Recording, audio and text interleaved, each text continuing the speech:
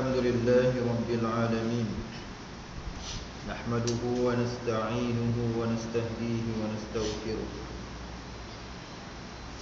ونعوذ بالله من شرور أنفسنا وسيئات أعمالنا من يهده الله فلا مضل له ومن يضلل فلا هادي له أشهد أن لا إله إلا الله وحده لا شريك له وأشهد أن محمدا عبده ورسوله وصفيه وخليله خير نبي أرسله الله إلى العالم كله بشيرا ونذيرا بين يدي الساعة فأدى الأمانة وبلغ الرسالة ونصح الأمة وجاهد في الله حق جهاده أما بعد قال رب اشرح لي صدري ويسر لي أمري واحلل عقدة من لساني يفقه قولي اللهم علمنا ما ينفعنا وانفعنا بما علمتنا وزدنا علما وعملا متقبلا يا رب العالمين. Alhamdulillah, pertama-tamanya marilah sama-sama kita memanjatkan tinggi-tinggi kesyukuran kehadrat Allah Subhanahu wa taala, kerana Allah Subhanahu wa taala masih lagi menyayangi kita. Allah Subhanahu wa taala masih lagi menyayangi kita dengan memberikan kepada kita nikmat kesihatan, dan dengan kesihatan tersebut kita sama-sama dapat salat maghrib secara berjemaah. Dan kalau kita lihat berapa ramai di kalangan manusia yang gagal untuk menyempurnakan salat maghrib secara berjemaah, kerana mereka ini lalai dengan kehidupan dunia, sehingga kan salat maghrib berjemaah tidak sempat kerana terlalu hubbud dunia ataupun cintakan kepada dunia, sayang untuk meninggalkan kerja-kerja dunia, sehingga kan oleh kerana maghrib ini waktu dia awal, jadi tidak sanggup meninggalkan kerja ataupun sayang untuk meninggalkan rumah untuk datang sama-sama memakmurkan surau, sama-sama menunaikan salat maghrib secara berjemaah. Jadi alhamdulillah, Allah Subhanahu wa taala masih lagi menyayangi kita. Allah Subhanahu wa taala ingin memberikan kepada kita ganjaran pahala yang berlipat kali ganda. Oleh sebab itu Allah Subhanahu wa taala berikan kepada kita nikmat untuk kita sama-sama dapat menunaikan salat maghrib ini secara berjemaah. Kalau kita lihat dunia hari ini bertambah teruk dengan berbagai-bagai penyakit. Penyakit anak muda yang rosak akhlak, penyakit orang tua yang tidak mahu mendekatkan diri kepada surau masjid. Nah, penyakit inilah yang berlaku di dalam masyarakat. Penyakit mereka-mereka yang tidak mahu untuk mendalami ilmu agama, yang menyebabkan mereka ini sesat barak orang khabar, yang menyebabkan mereka ini tak tahu hala tujuan hidup, hanya tahu mencari makan dan minum. Itu sahaja tujuan mereka. Yang sepatutnya tujuan hidup kita ini lebih daripada itu. Tujuan Allah Subhanahu wa taala menciptakan manusia ini untuk mendapat keredaan Allah Subhanahu wa taala. Dan kita hidup di dunia ini, kalau sekiranya kita tidak mengerjakan apa yang disuruh oleh Allah Subhanahu wa taala, bermakna kita tergolong di kalangan orang-orang yang rugi. Nah, sebagaimana Allah Subhanahu wa taala berfirman, tugas kita sebagai manusia dan sebagai jin. Jin lah, bukan kita jin. Nah, jin dan manusia Allah Subhanahu wa taala ciptakan hanya semata-mata untuk beribadah kepada Allah Subhanahu wa taala. Maksudnya, di samping kita bekerja, di samping kita melakukan kerja seharian kita, kita jangan lupa dan jangan lalai daripada tugas sebenar kita, iaitu beribadah kepada Allah Subhanahu wa taala, dengan menjauhkan segala penyakit-penyakit yang ada di dalam diri kita, terutamanya penyakit hati. Hati kita ni kita perlu jaga, dan kita perlu menjaga dan memeliharanya agar hati kita sentiasa bersih. Kita dapat jauhkan hati kita daripada penyakit ujub. Kita dapat jauhkan hati kita daripada penyakit takbur. Kita dapat jauhkan daripada hati kita ni daripada penyakit dengki. Berbagai-bagai jenis penyakit hati yang ada dalam diri kita. Nah, kita ni rasa diri kita ni cukup lengkap, tapi dalam masa yang sama kita tak sedar dalam hati kita ni ada perasaan dengki. Kawan-kawan kita boleh naik pangkat, nah, yang sepatutnya kita boleh naik pangkat. Kerja kita hebat lagi pada kawan kita, nah, banyak lagi buat kerja, nah, berbagai-bagai kerja yang buat, assessment dan sebagainya. Rasa buat hebat dah, tapi kita tak boleh naik pangkat juga. Jadi kemungkinan kita ada dengki kepada kawan kita. Dah. Begitu juga dengan hubbud dunia, merupakan salah satu daripada penyakit hati. Cintakan kepada dunia ni salah satu merupakan penyakit hati yang melanda umat Islam pada akhir zaman. Nah, al-wahan dicampurkan ke dalam manusia itu al-wahan. Lalu sahabat bertanya, mal wahnu ya Rasulullah? Al-wahnu hubbud dunya wa karahiyatul maut. Maksud wahan adalah cintakan kepada dunia dan benci ataupun takut akan kematian. Perkara inilah yang sering berlaku kepada kita, pada manusia pada hari ini. Cinta sangat kepada dunia, dan kalau sebut tentang kematian begitu takut untuk menghadapi kematian. Kalau tanya nak hidup siapa mahu apa? Semua kalau bolehnya tak mahu mati. Nak hidup sampai bila-bila. Tetapi Allah Subhanahu Wa Taala telah menentukan bahawa manusia itu akan ada penghujung dia. Ke mana-mana pun akan ada penghujung dia. Jadi penghujung dunia, penghujung umur manusia itu sama ada sa'idun aw syaqiyyun, sama ada dia ni tergolong di kalangan orang-orang yang mendapat kabar gembira ataupun orang-orang yang mendapat kabar yang duka. Jadi kita mengharapkan agar diri kita ini tergolong di kalangan mereka-mereka orang-orang yang soleh, orang-orang yang mendapat husnul khatimah, ataupun orang-orang yang mendapat penghabisan yang terbaik, penutup yang terbaik. Itulah yang sering kita doakan di dalam solat. Rabbana hab lana, Allahumma khtim lana bi husnil khatimah. Ya Allah, ya Allah, ya Tuhanku, Engkau jadikanlah di akhir hayat aku ini adalah akhir yang terbaik, husnul khatimah, pengakhiran yang terbaik. Maksudnya kalau kita mendapat husnul khatimah ini, bermakna kita telah berjaya hidup di dunia dan kita mencapai mardatillah ataupun keredaan Allah Subhanahu wa taala. Penyakit dengki ini, hasad ni merupakan penyakit yang dibenci oleh Nabi sallallahu alaihi wasallam. Begitu juga dengan penyakit takabbur. Takbur merupakan penyakit yang kalau ada dalam hati kita, kita hendaklah menghindarkannya. Kenapa? Kerana Nabi bersabda, la yadkhulul jannah man kana fi qalbihi mithqala dzarratin min kibr. Maksudnya, tidak akan masuk syurga bagi orang yang di dalam hatinya ada takbur sekalipun sebesar zarrah. Sebesar zarrah ni maknanya kecil sangat je, ada takbur dalam hati. Buat benda sikit takbur, Beli kereta baru takbur, pakai Estima takbur, pakai BMW takbur.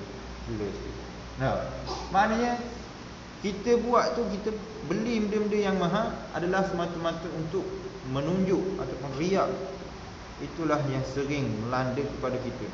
Bahkan apa yang diberi oleh Allah Subhanahu Wa Taala itu, kita patut menggunakannya dengan jalan yang terbaik, dan kita patut menghindarkan daripada segala-segala penyakit hati. Begitu juga dengan hasad dengki. Rasulullah sallallahu alaihi wasallam bersabda, "Iyyakum wal hasad, fa innal hasada ya'kulan nar al-hatab awil 'ashr." Iyyakum wal hasad. Maksudnya, jauhilah dengki. Kerana dengki memakan kebaikan, sebagaimana api memakan kayu api ataupun rumput. Maksudnya kalau kita ada dengki ke orang ni, nescaya kita diumpamakan seperti api yang memakan kayu. Api letak kayu, lama jadi abu dah. Begitu juga api ni, dia akan makan rumput. Kalau kita bakar tengah-tengah badan tu, tengok-tengok akan jadi kering, tinggal tanah je. Tanah je api tak makan. Maksudnya dengki tu begitulah Rasulullah mengibaratkan, seperti mana api yang boleh memakan kayu dan rumput ni, begitu juga dengki ni yang boleh menyebabkan segala kebaikan yang kita lakukan akan hilang. Malah segala kebaikan yang kita lakukan akan diganti dengan kejahatan dan juga dosa daripada Allah Subhanahu Wa Taala. Oleh demikian, kita mesti menjaga hati kita, agar hati kita ini jangan terlibat dalam penyakit-penyakit yang dinyatakan tadi. Penyakit takbur, penyakit ujub, penyakit hasad, penyakit riak, penyakit hubbud dunya, cinta kepada dunia. Kenapa? Kerana kalau kita sakit, kita rasa kita sakit. Kalau tubuh badan kita rasa sakit, kita rasa. Kalau tangan kita sakit, patah, luka dan sebagainya, kita rasa kesakitan tersebut. Kalau kita aksiden dan sebagainya, kita dapat merasai. Pening kepala, kita dapat rasa sakit. Sakit perut, dapat rasa sakit. Sakit mata, dapat rasa sakit. Sakit buasir pun dapat rasa sakit dia. Tetapi hati kita tak dapat rasa. Lagu mana dia sakit? Kecuali sakit hati betul-betul lah. Maknanya hati tu, maknanya sakit hati yang kronik. Maksudnya penyakit hati betul lah. Bukan penyakit yang disebutkan tadi. Jadi penyakit yang disebutkan tadi, kita tak dapat nak rasa betul ke aku ni dengki ke orang. Berbanding dengan penyakit-penyakit yang zahir, yang kita boleh nampak, kencing manis, diabetes dan sebagainya. Kolesterol tinggi ke, obes ke, benda tu kita nampak. Kalau obes, cepat-cepat buat senang tak? Ataupun perut ke depan, cepat-cepat jogging dan sebagainya, untuk nampak smart, slim. Buat badan naik sikit, jogging, main bola dan sebagainya, bersukan, untuk menurunkan balik, menaturalkan balik badan tu, dia nampak smart. Tapi hati ni kalau sakit, Masya Allah, kita tak boleh nak mengesan. Oleh sebab itulah kita sendiri perlu menjauhkan daripada penyakit-penyakit yang dinyatakan sebentar tadi, agar diri kita ini tergolong di kalangan orang yang selamat daripada penyakit tersebut. Jadi itulah sebagai mukaddimah pada malam ini, sebelum kita masuk berkenaan dengan bab fiqh ini, sebagai muhasabah untuk diri kita, agar kita ini menjaga hati kita. Jangan tubuh badan je kita nak jaga. Setengah orang tu dia mementingkan tubuh badan. Jogging direct jogging. Tiap-tiap hari ada nampak jogging. Surau tak boleh nampak tapi jogging ada. Bukan main lagi jogging. Jadi kita tak ambuh gitu. Kita hanya menjaga kesihatan tubuh badan kita, tetapi kita tidak menjaga, kita tidak memberi makanan dan kesihatan untuk roh kita. Zahir je kita jaga, tapi roh kita tak jaga. Sebab itulah perlu kepada penjagaan ruhiyah, dengan cara kita mendekatkan diri kepada Allah, taqarrub ila Allah, dengan cara kita memperbanyakkan zikir, dengan cara kita membaca Al-Quran, menjauhi segala penyakit-penyakit, menjauhi segala penyakit-penyakit hati, hasad, dengki, riak dan sebagainya, menjauhi orang kata maksiat dan sebagainya. Dengan cara itulah kita dapat menjaga diri kita daripada terlibat dengan penyakit yang dinyatakan sebentar tadi, dan kita sama-samalah menjaga diri kita daripada penyakit tersebut. Baik. Jadi minggu lepas kita telah bincang berkenaan dengan syarat-syarat kehakiman. Bagaimanakah syarat untuk menjadi hakim? Jadi minggu lepas kita telah bincang, kita telah sampai kepada syarat yang kelima. Jadi saya akan ulang sedikit berkenaan dengan syarat yang pertama untuk menjadi hakim dan sah pelantikannya ialah Islam. Untuk menjadi hakim ini dia mestilah seorang yang Islam. Kerana orang kafir ni dia tak boleh nak jadi hakim sebenarnya. Tak boleh jadi hakim. Perlu lantik orang Islam. Kerana agama Islam adalah agama yang adil. Agama Islam adalah agama yang tidak menyakiti orang lain, bangsa lain, agama lain. Agama Islam adalah syariat agama yang dipilih oleh Allah, yang ditentukan oleh Allah Subhanahu wa taala untuk dijadikan agama yang terbaik, agama yang terbilang, gemilang, cemerlang. Dulu, kini dan selamanya Islam. Tak boleh pisah dah. Sampailah kita mati, kita mesti dengan Islam. Jadi begitu juga dalam kehakiman, perlu mencari orang Islam. Yang kedua, taklif. Maksud taklif di sini ialah seorang itu mestilah baligh dan berakal. Kalau kita melantik kanak-kanak ataupun orang yang gila menjadi hakim, tidak sah pelantikan tersebut. Kemudian yang ketiga, merdeka, bukan hamba. Kalau kita melantik di kalangan hamba untuk menjadi hakim itu di kalangan hamba, maka hamba itu dia dimiliki oleh tuan dia. Dimiliki oleh tuan dia. Begitu juga kalau sekiranya hamba ni menjadi hakim, dan kalau sekiranya tuan dia melakukan kesalahan, bermakna hamba ni akan teragak-agak untuk menjatuhkan hukuman. Kerana walaupun dia seorang hakim, tetapi dia adalah hamba. Jadi kalau dia hamba, bila tuan dia melakukan kesalahan, maka akan menyebabkan tidak berlaku keadilan di situ. Kemudian yang keempat, lelaki. Wanita tidak boleh menjadi hakim. Asal dia gitulah. Orang lelaki yang sepatutnya menjadi hakim.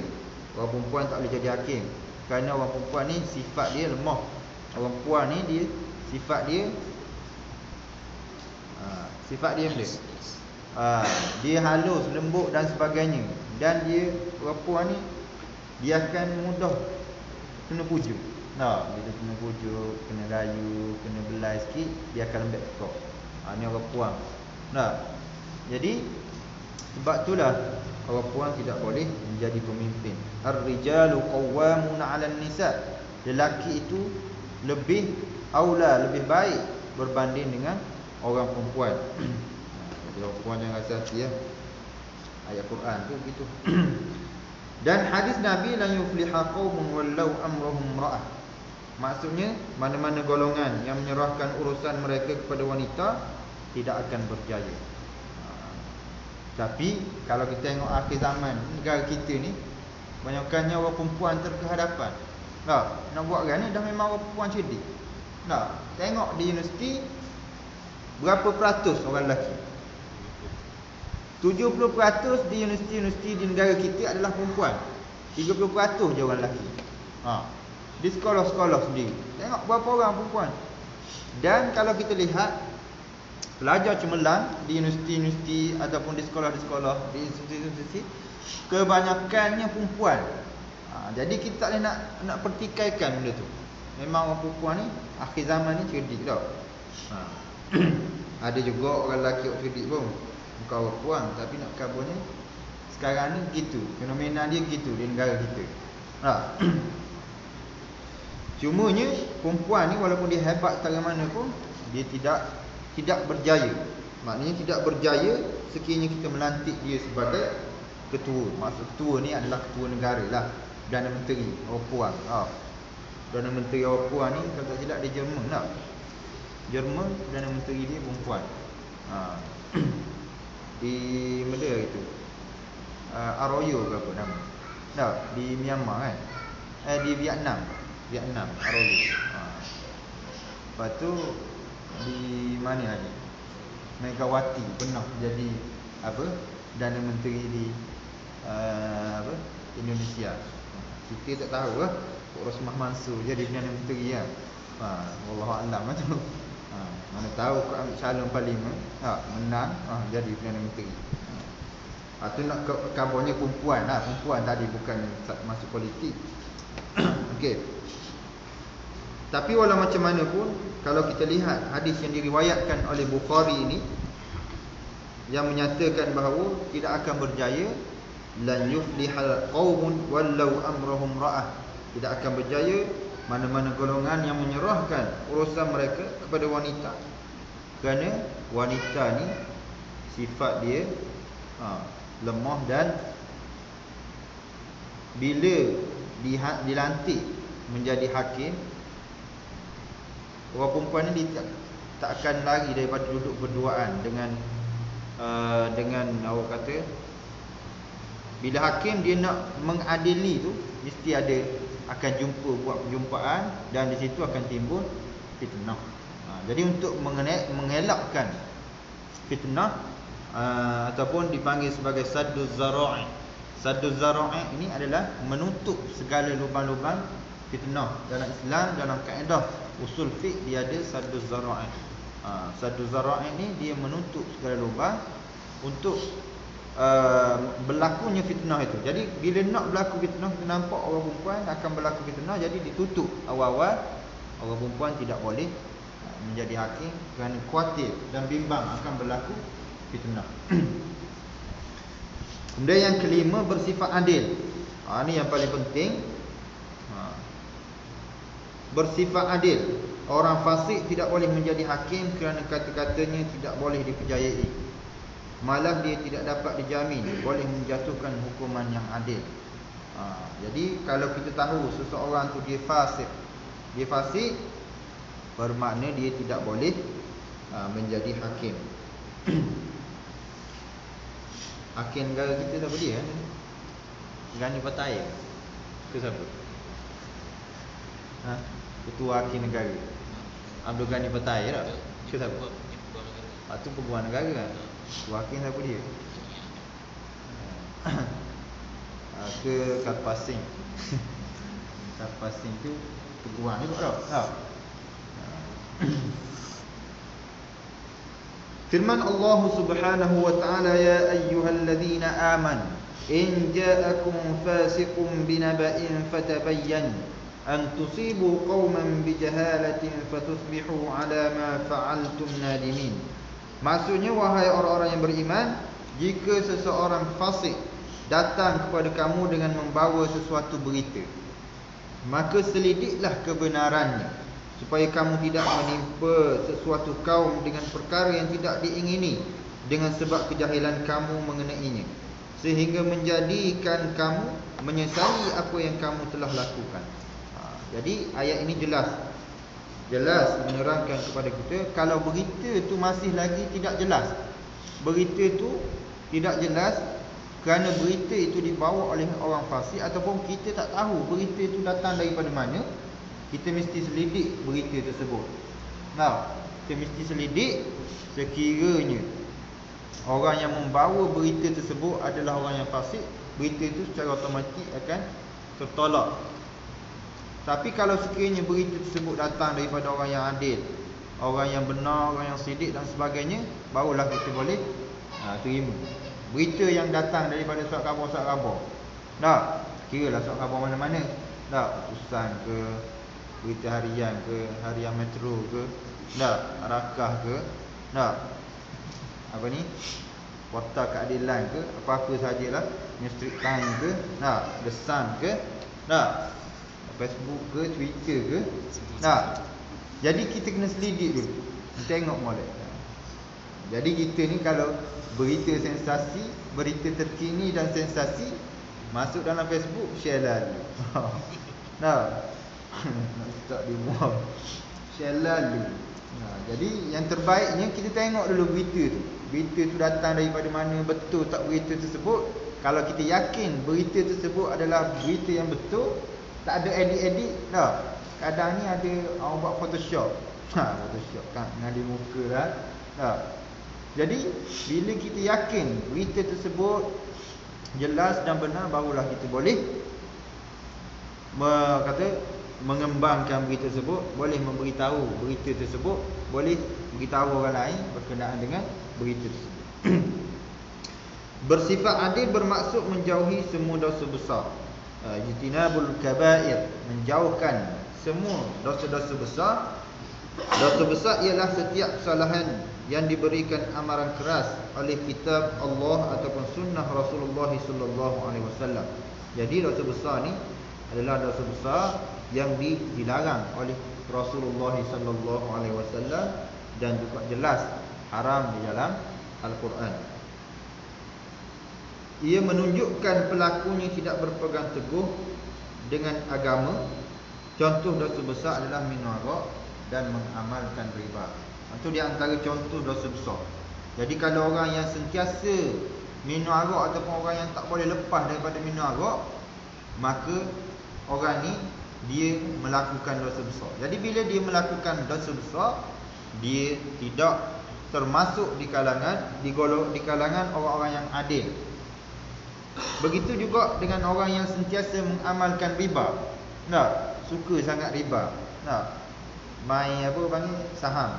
Saham boleh main saham, tapi saham yang orang panggil Islamik lah. Tapi kalau saham yang tak Islamik ni memang confirm riba lah. Ataupun buat jual beli dengan menggunakan riba, ataupun bank-bank konvensional. Tak, simpanan konvensional yang confirm ada riba dan kita menggunakan riba tersebut. Jadi kalau kita terlibat dengan riba ni pun, kita tidak boleh dikategorikan sebagai orang yang adil lagi. Jadi bukan senang nak cari orang yang adil ni. Kenapa? Kerana riba ni adalah dosa besar. Kita jangan sangka riba ni adalah dosa yang kecil. Kenapa? Kerana jelas dalam Al-Quran menyatakan alladzina ya'kuluna ar-riba la yaqumuna illa kama yaqumu alladzi yataqabbathu asyaitanu minal mas. Jelas ayat Quran melarang yamhaqullahu ar-riba wa yurbis sadaqat. Allah Subhanahu wa taala melarang riba dan yamhaqullahu ar-riba wa yurbis sadaqat, dan menggalakkan orang memberi sedekah. Jadi jelas Al-Quran dah jelas dalam Al-Quran menyatakan riba adalah haram. Jadi kalau kita terlibat juga dengan riba, bermakna kita telah melanggar arahan Allah Subhanahu wa taala.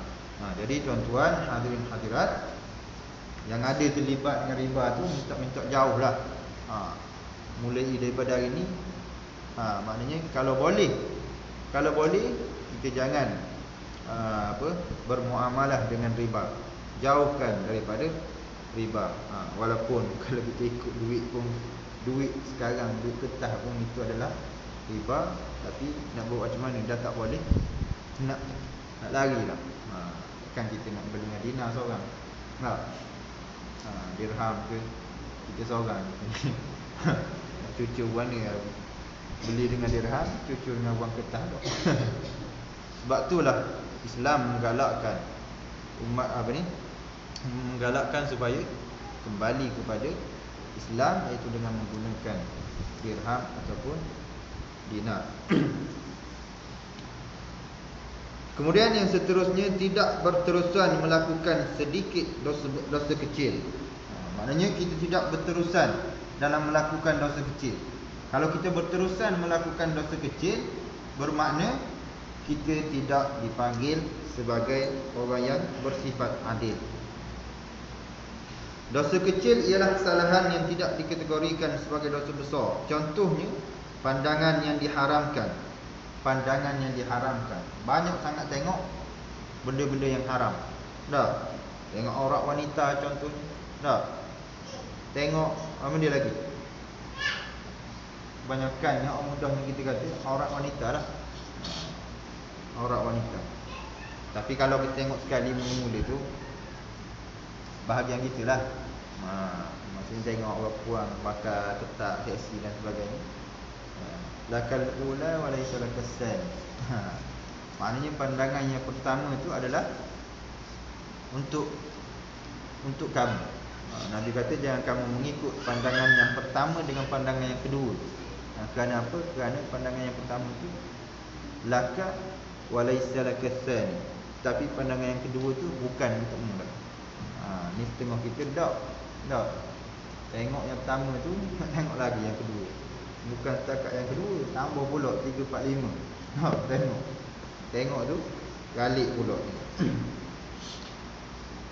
Begitu juga yang dikategorikan sebagai dosa kecil, tidak bertegur sapa dengan saudara Muslim lebih daripada 3 hari. Ni banyaklah berlaku pada kita.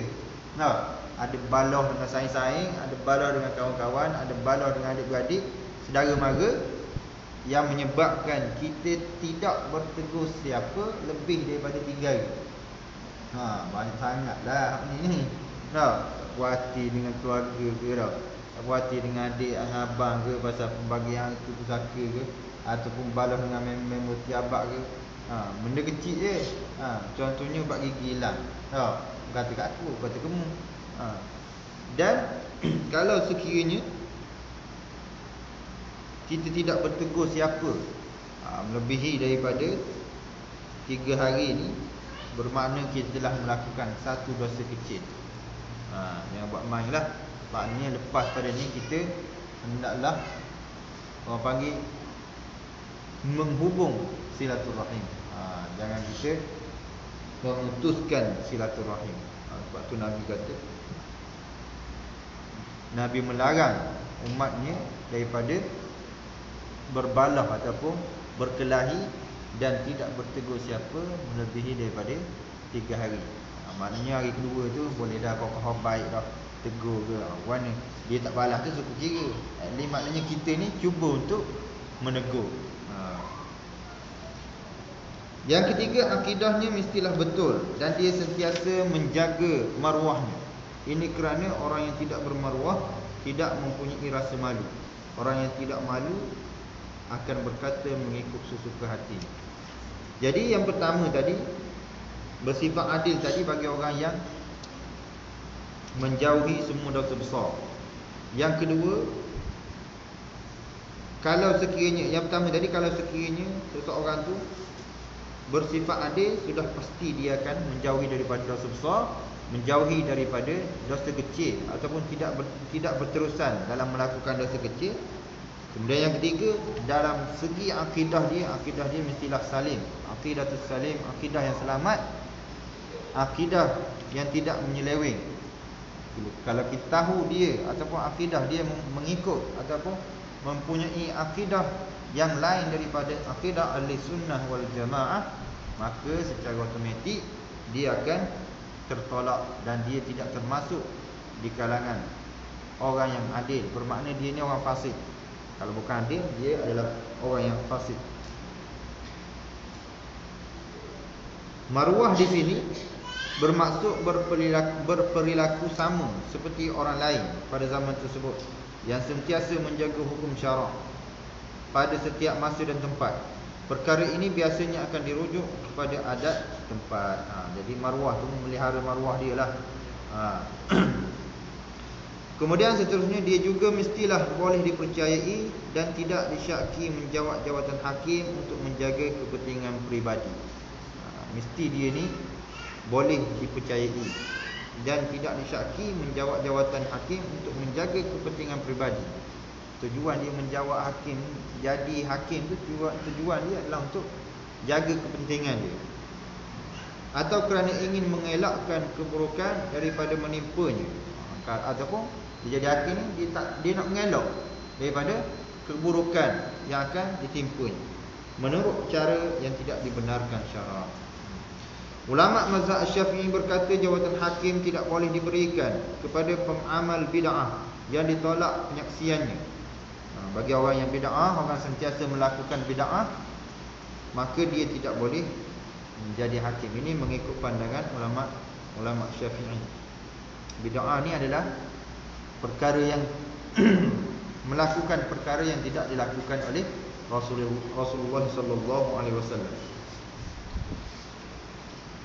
Tapi ulama membahagi ada bid'ah hasanah, ada bid'ah dhalalah. Bid'ah hasanah dan bid'ah dhalalah. Bid'ah yang baik dan bid'ah yang tidak baik. Bid'ah yang sesat. Kalau macam kereta dah, bid'ah juga naik kereta. Sebab apa? Sebab Nabi tak ada kereta zaman Nabi. Jadi tak payah naik kereta, tak payah naik motor lah. Jalan kaki, naik motor ataupun naik kuda. Tapi bid'ah tu adalah bid'ah hasanah. Orang yang menolak kehujahan ijma', orang yang menolak beramal dengan hadis ahad. Kalau orang yang menolak hujah ijma' ni, dia tidak boleh menjadi hakim dan tidak diistilahkan sebagai orang yang adil. Begitu juga dengan orang yang menolak beramal dengan hadis ahad. Hadis ahad ni adalah hadis yang satu saja, seperti mana hadis innamal a'malu binniyat. Kerana hadis itu diriwayatkan oleh Umar Al-Khattab seorang. Tak ada dah orang lain yang meriwayatkan. Itu dipanggil hadis ahad. Hadis ni ada satu. Atau orang yang menolak ijtihad, ataupun orang yang menolak ijtihad ulama. Ijtihad ni adalah perhimpunan para ulama mujtahid, ulama yang boleh mengistinbat ataupun mengeluarkan hukum, lalu dia berijtihad mengeluarkan satu fatwa. Itu dipanggil ijtihad. Jadi kalau dia menolak ijtihad ulama ini, maka dia tidak boleh menjadi hakim dan dia tidak tergolong di kalangan orang yang adil. Atau orang yang menolak ijtihad yang mencakupi penolakan terhadap qiyas. Sampai situ dulu. InsyaAllah kita akan sambung. Bunyi lagi. Ada 2 minit. 2 minit lagi. Bunyi macam bunyi jalan. Tak pun bunyi apa nak clear dah. Kita boleh lagi jadi 2 minit kita sambung dulu lagi. Boleh mendengar walaupun terpaksa menjerit di telinganya. Boleh mendengar.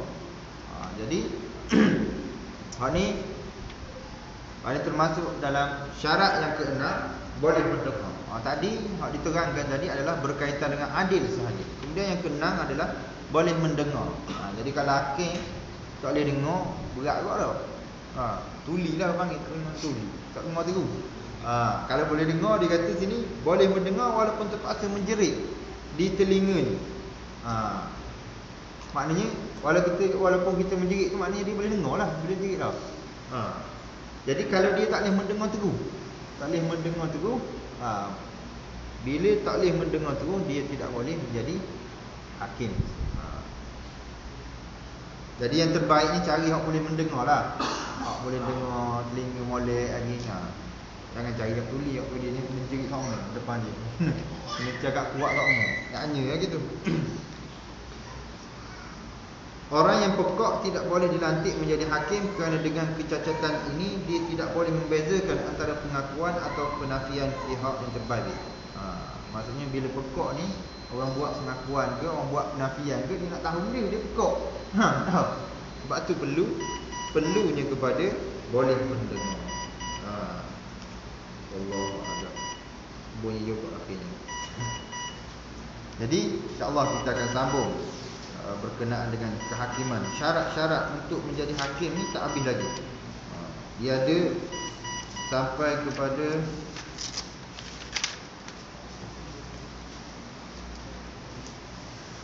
10 syarat. 10 syarat untuk menjadi hakim. Bukan senang menjadi hakim ni. Kalau tak tak menepati 10 syarat ni, minta maaf lah, tak boleh jadi hakim. Jadi kita telah belajar 6 syarat, dan insya-Allah kita akan terus pada minggu-minggu yang seterusnya dengan syarat yang seterusnya.